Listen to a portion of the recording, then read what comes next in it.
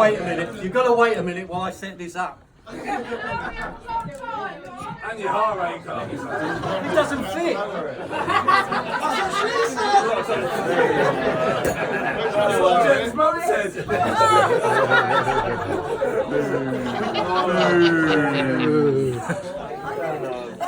Where are you, Ollie? Go on, son. Where's he gone? He's disappeared. Oh no, he hasn't. There he is. Oh, it's all right. I'll get it. I'll wing it. You sure? Yeah. Hold it, Ollie. No, just hold it up. Oi, oi.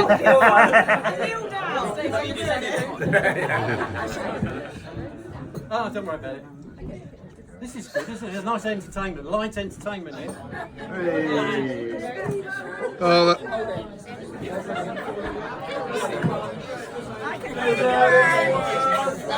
That's just leave it like that. Hey! Yeah. Well done. Right, before I say anything, there's so many people here that have commented. Oh, there's so many. Hold it.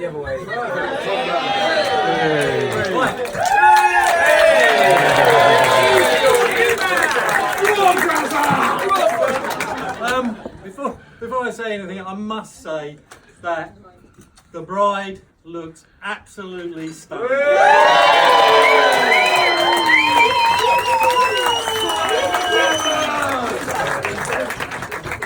And the broom,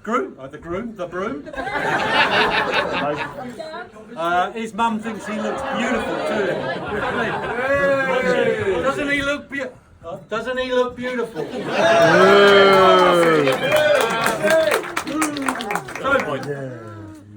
So, good afternoon, ladies and gentlemen. On behalf of Jen and Ross, I would like to welcome you to this their very special day. I'm going to move around a bit, so it doesn't matter. Some of you will have travelled only a few miles to be with them today, but many of you have travelled some significant distances, so welcome to you all. Yeah, you see, I've done the... She looks good now, I've messed it up, you see. Right, so Jen, let's have a go. Jen, born in Kent County Hospital in Canterbury. So she's not a real northerner. She's only a southerner,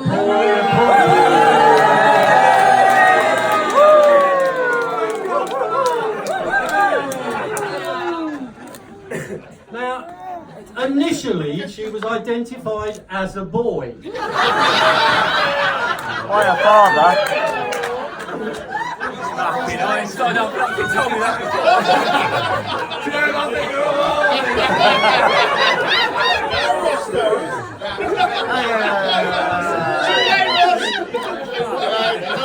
This is going to take longer than 10 minutes. In my defence, shut up you lot. In my defence, the cord was between her legs and I wasn't paying too much attention to the business end of the proceedings when Jill asked me, is it a boy or a girl? The midwife soon put me right with what sounded like a growl. Now, those of you who know Jen know that she's a friendly, happy, social person with a positive attitude to life, who loves to be with people and enjoy their company. Her bright, smiley outlook enables her to make friends wherever she goes, whether at work or in a social environment. However, the development of these qualities did not just appear. No, indeed, she had to work at them. Let me give you my potted report on the development of these qualities. Early education. Had the ability, could have done better, but her social life got in the way. Secondary education. While socialising is a key life skill, other aspects of her education should have had higher priority. There you go, sorry. University. It would have been easier for her if she'd concentrated on the reasons for being at university rather than the social life. Now everybody knows that socialising costs money. Right? And whilst the money from the bank of mum and dad was helpful during her early years of her education, it was never going to be enough to keep Jen's social life afloat as she got older. To her credit, she solved this by getting a job waitressing in one of the local restaurants, one of many waitressing jobs in her school years and beyond. However, whilst giving her more money, it also gained her more friends and increased the pressure on her social life.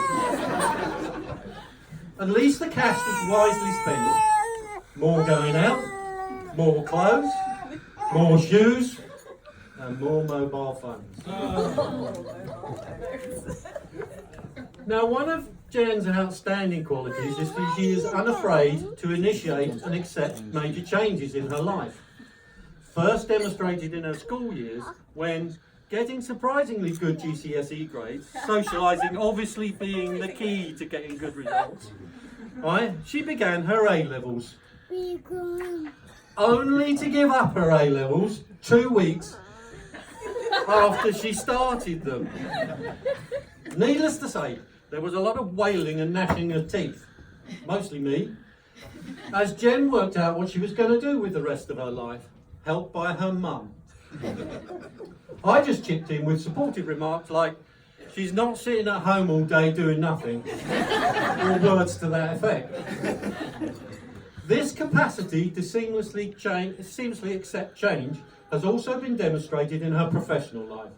Regularly moving jobs in her early career, she has gained experience and confidence, modifying her professional goals and learning new skills. This capability to take on board change is a quality her mum and I really admire and something she should be proud of.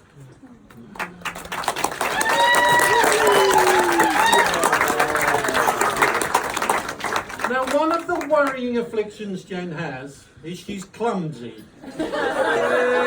or accident prone, or just unlucky.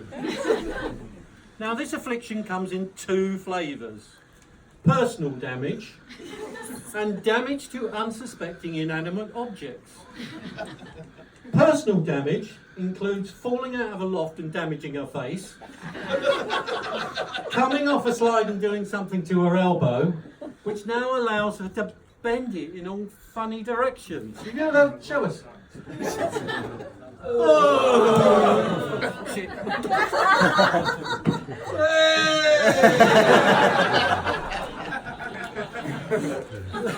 The damage to unsuspecting inanimate objects includes breaking of plates, cups and glasses, not that unusual. However, the item that seems to take most stick is her mobile phone. Broken, lost, dropped down the loo, left in taxis, stolen in a pub 2 weeks after getting it, the list goes on. I bet if you ask to look at her phone now, it's got a crack across it. If she can find it. I've got it. Now, Jen has a love for cars and driving. She's not what I call a petrol head, more a poser. She likes cars which are flash. Although I have to tell you, the first car she drove was basically a thin metal skip with a wheel on each corner and rust holes in the floor. This car she started driving at the age of 14 on an old airfield half a mile from this location. And for the next 3 years I was badgered on a weekly basis to take her for lessons. Now I have to say that kangarooing down the runway, being sent through the window when braking, and going round corners on 2 wheels is not for the faint of heart. And getting giddy whilst going round a roundabout 6 or 7 times in a row while she decides which exit to take can get a bit boring. Having said that, on the actual day of her 17th birthday, she drove herself to college. As she drove herself to college. Not alone, I was with her. Going on to pass her driving test 8 weeks later. Good news for me, as she no longer had to rely on getting lifts. Bad news for me, keeping the cars that she subsequently bought that I had to look after.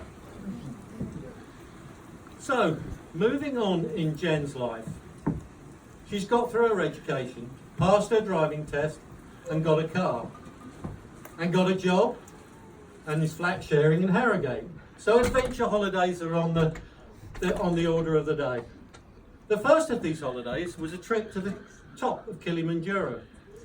Now I have to ask myself, why would you want to walk 100 miles plus up a big hill with a heavy pack on your back, first in the heat, then in the cold, making sure that when you go to the loo nothing's going to bite your bum, and knowing that you're probably not going to feel too well when the oxygen gets a bit thin as you start to get to the top. All this just to get a photograph of yourself in front of a wooden sign at the top of said hill with your fellow campers, and then to march all the way back down again. It's not my idea of holiday, I tell you. Now the second adventure holiday seems equally as pointless to me. Whitewater rafting down the Zambezi. Now I have to ask myself, why again? And going on Ross's stag, I have to ask myself, why again? Why would you want to put your life in the hands of the guide, that person sitting at the back of the blow-up rubber boat, who's got what looks like a spliff hanging out of his mouth, who is responsible for keeping you afloat while whizzing down the river, bouncing from rock to rock, by attempting to steer the thing with a long stick? It seems inevitable to me that at some point he and you are going to come unstuck. Something about oars and drowning, I believe, Jen. I think if you want to know more about it, you need to ask Jen. The other little adventure whilst on this holiday seems equally as stupid to me. You can hear the guide selling it. Yeah, good. You had to. You can hear the guide selling it. As a break from trying to kill ourselves drowning in a raging river, let's all climb up on a big, big bridge across a ravine, tie a rubber band around our feet, and jump off head first. Oh yeah, real fun. I know what my answer would have been. However, on this particular holiday, Jen met someone, also enjoying all the fun. And the meeting of this person is the reason for us being all here today.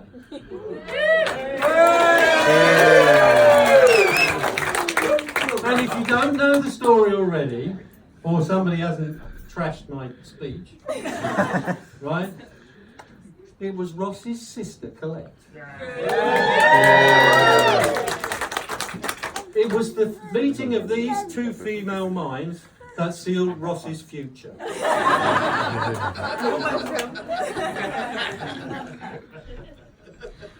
Ross. Yeah. Nice boy. That'll do. It's pretty mild, this. Just a few words. Jill and I bought him an electric drill for Christmas one year. When Jen found out, she was not too happy. Something about practicing drilling holes all over the place. I'm not sure how much he's used it, but the number of woodworm holes in the barn does seem to increase significantly since we gave it to him. Now, Ross, Jen, although you have been part of each other's family for some time, Roxana and Tony and Jill and I would now like to formally welcome you into our respective families.